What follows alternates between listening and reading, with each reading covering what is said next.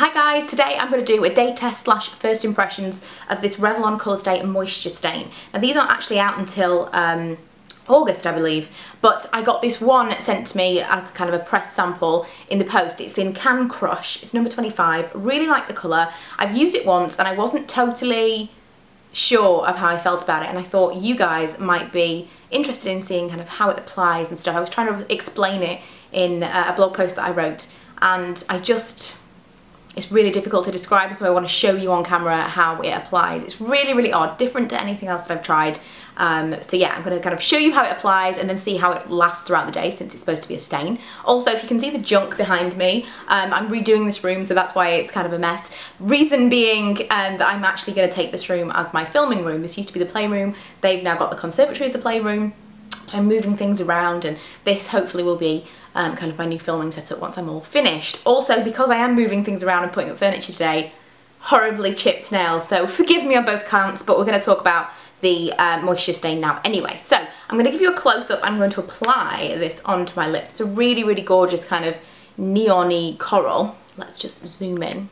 How I found it to be yesterday when I applied it was really streaky.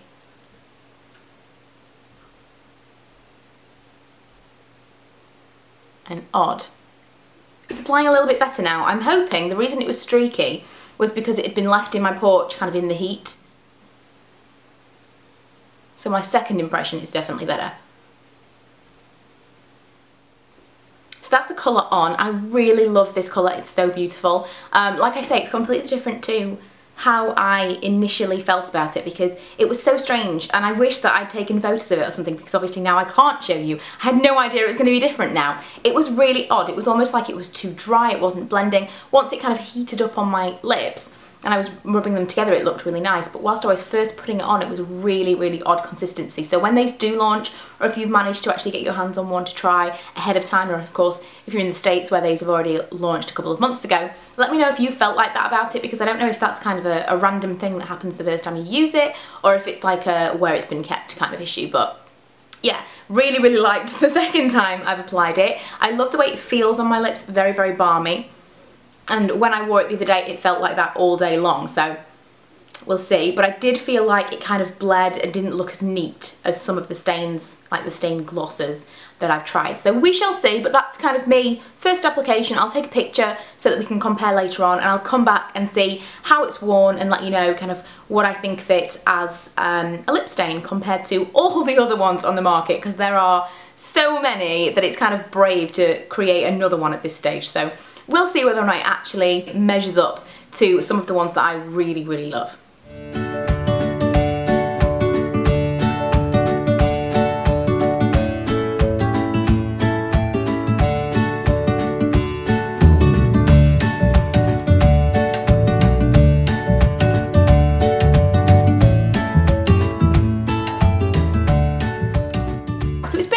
Amount of time, and as you can see, there is very, very little colour left on my lips. So a quick rundown, I would say within the first hour or two, the initial kind of balmy shine of colour kind of wore away. I was drinking on the way to IKEA, I was kind of had like a bottle of pop or whatever, and that obviously helped. I would imagine if you didn't eat or drink, then it's going to extend the wear, the same as any other lip product.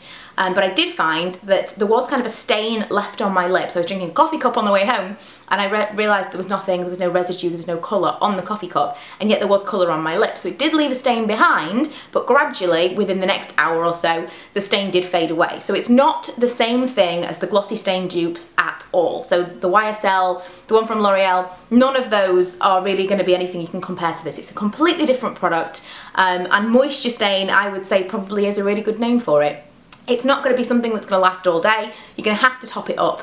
And had I not been filming for this video, if I'd not been kind of doing this day test, once that kind of initial glossy stain had gone, I probably would have topped it up if I was, you know, in the vicinity of a mirror or in a position to do so. I think what it's good for is if you don't mind topping up your lipstick, you don't mind kind of the touch-ups throughout the day, you'd rather not have to worry about doing it. It doesn't wear away in an ugly way, it wears away quite nicely, it wears away quite evenly and not like all patchy and strange. But it does wear away. I don't know if I'm disappointed because it's just nothing like what I expected it to be.